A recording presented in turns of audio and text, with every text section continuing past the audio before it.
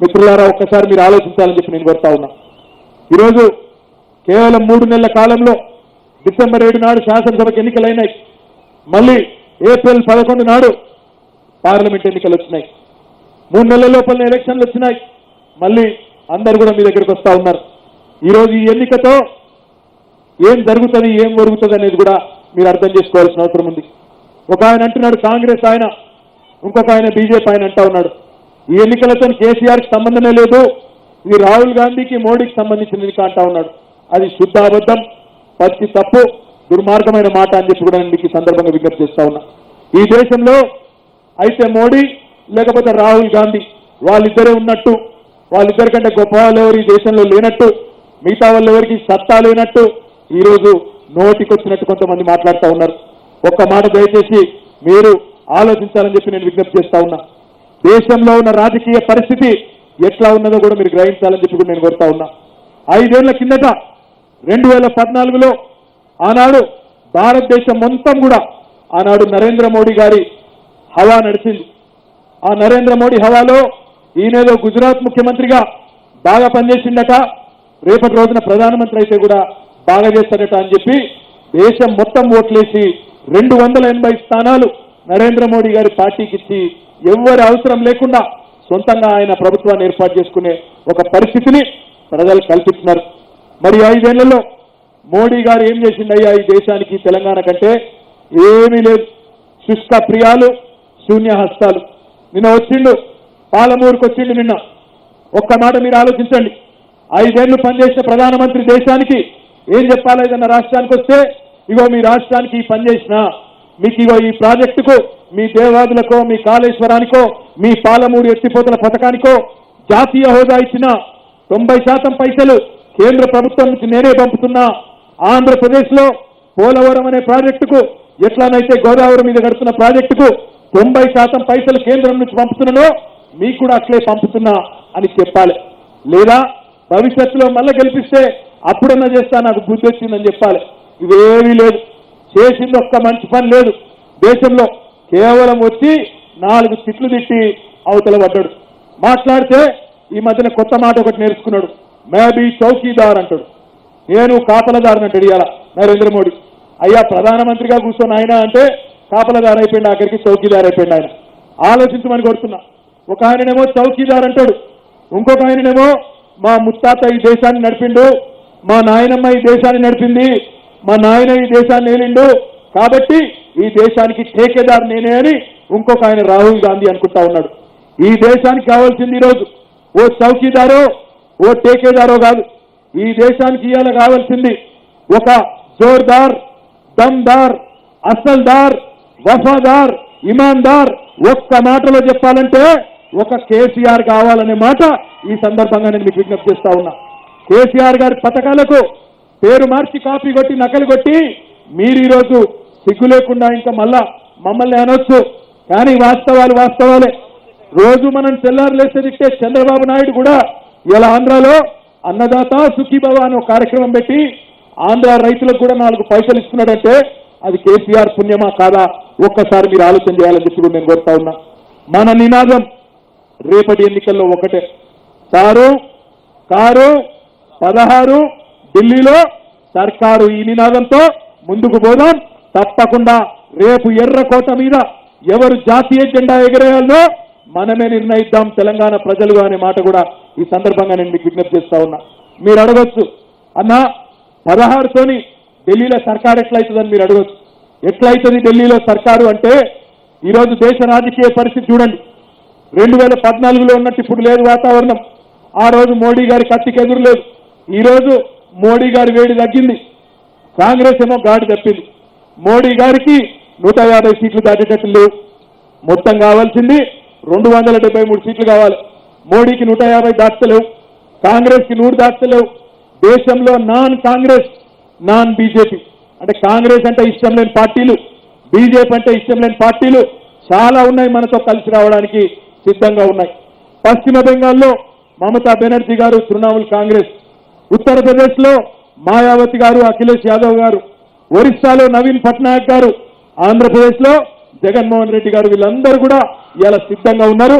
మన మధ్యలోనే మనందరి మధ్యలోనే ఈరోజు 150 నుంచి 170 సీట్లు వచ్చి ఈ కూటమే దేశంలో అతిపెద్ద కూటమిగా ఆవిర్భవించిన ఆశ్చర్యపడే పని లేదన్న మాట ఈ సందర్భంగా నేను మీకు విజ్ఞప్తి చేస్తా ఉన్నా.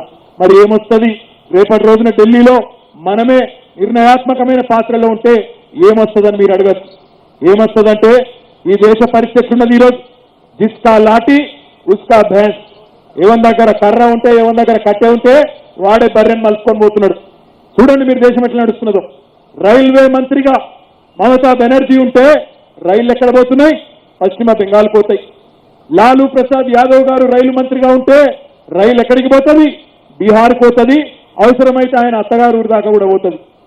నరేంద్ర మోడీ గారు భారత ప్రధానమంత్రి అయితే రైలు ఎక్కడికి పోయింది? బుల్లెట్ రైలు గుజరాత్కు పోయింది ఢిల్లీ నుంచి, కానీ తెలంగాణ ముఖం చూడలే. అందుకే ఆలోచించాలి. 16కి 16 సీట్లలో మన వాళ్ళుంటే, 16కి 16 సీట్లలో గులాబీ సైనికులుంటే రేపటి రోజున మన హైదరాబాద్కు మన వరంగల్కు బుల్లెట్ రైలు వస్తుందా రాదా ఒక్కసారి మీరు ఆలోచించాలని చెప్పి నేను కోరుతా ఉన్నా.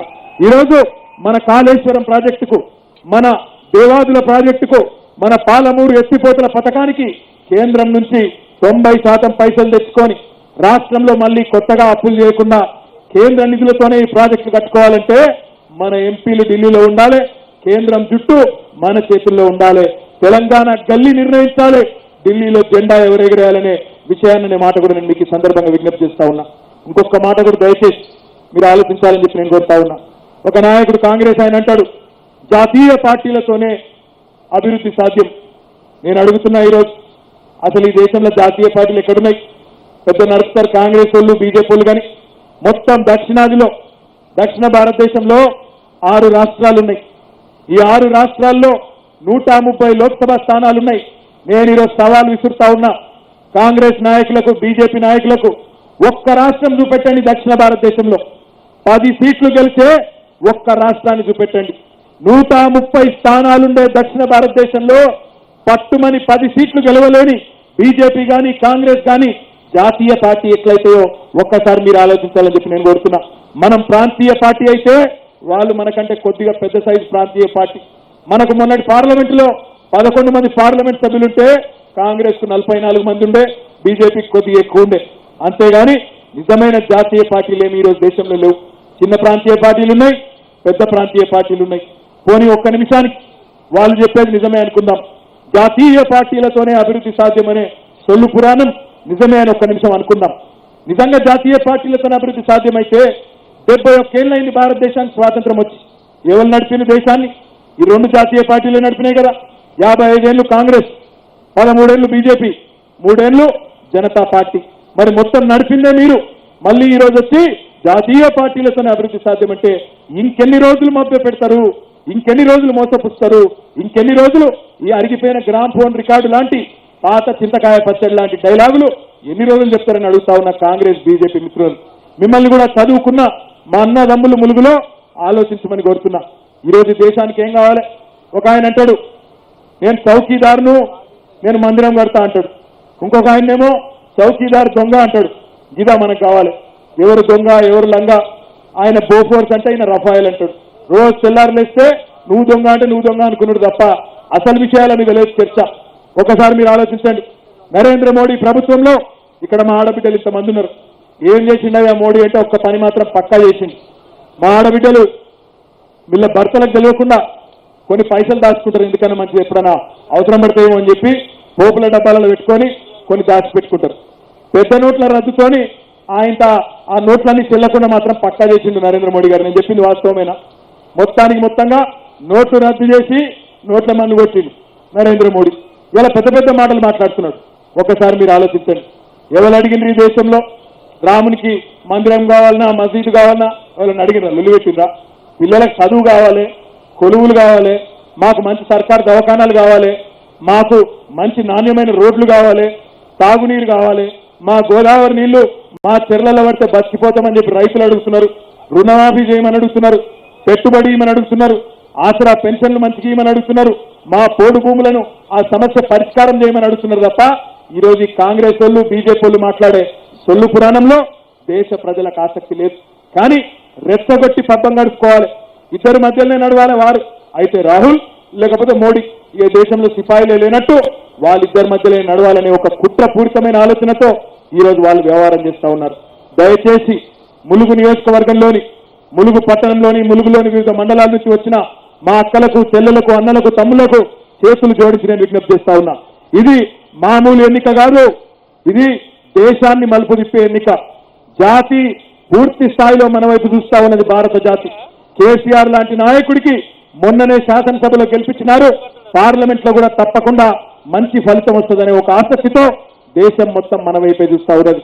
ఈ పరిస్థితుల్లో మన నాయకుడికి రేపటి రోజున ఢిల్లీలో పట్టు ఉండాలంటే, ఒక తెలంగాణ బిడ్డ రేపటి రోజున ఢిల్లీలో ఆత్మగౌరవ బావుట, మన ఆత్మగౌరవ బావుట ఎగరవేయాలంటే మీ అందరి ఆశీర్వాదం మనస్ఫూర్తిగా, సంపూర్ణంగా మరి ఏప్రిల్ 11 నాడు సోదరి మాలోత్ కవిత గారి కారు గుర్తు మీద ఓటు వేసి అఖండమైన మెజారిటీతో ములుగులో మొన్న 24,000 మైనస్ అయింది, రేపు 50,000 ప్లస్ ఇచ్చి మొత్తం 75,000 ఓట్లు అటుబడ్డ ఇటు చేసి పూర్తి స్థాయిలో మీ ఆశీర్వాదం ఇచ్చి గెలిపించండి. గెలిపించి పార్లమెంటుకు కవిత గారిని పంపించండి. కేసీఆర్ గారి సైనికురాలిగా, మీ ఆడబిడ్డగా ఈ నియోజకవర్గంలో అభివృద్ధికి పూర్తి స్థాయిలో కట్టుబడి పనిచేసే బాధ్యత తాను తీసుకుంటుంది. తనతో పాటు మేమందరం కూడా ఈ జిల్లా అభివృద్ధికి, నియోజకవర్గ అభివృద్ధికి మన చందులాల్ గారికి, అదే రకంగా సీతారాం నాయక్ గారికి, ఇద్దరికి కూడా సముచితమైన గౌరవం కూడా కేసీఆర్ గారి దగ్గర ఉండే విధంగా భవిష్యత్తులో మేమందరం కూడా కలిసికట్టుగా ముందుకు పోతామని చెప్పి కూడా తెలియజేస్తూ, ఈ అవకాశం ఇచ్చిన పెద్దలకు ధన్యవాదాలు తెలియజేస్తూ, జై తెలంగాణ. కారు గుర్తుకే ఒక్కసారి కారు గుర్తు కోటేశ్వరులందరూ ఫెయిల్ అవ్వటాలు జర రెండు చేయిలు. గిరిమల్ల రవికుమార్ గారు రెండు చేయిలు. కారు గుర్తుకే. వినబడతలేదు, అక్కడ ఢిల్లీ దాకా వినబడాలి. కారు గుర్తుకే. కేసీఆర్ గారి నాయకత్వం, కేసీఆర్ గారి నాయకత్వం. కారు గుర్తుకే. జై తెలంగాణ.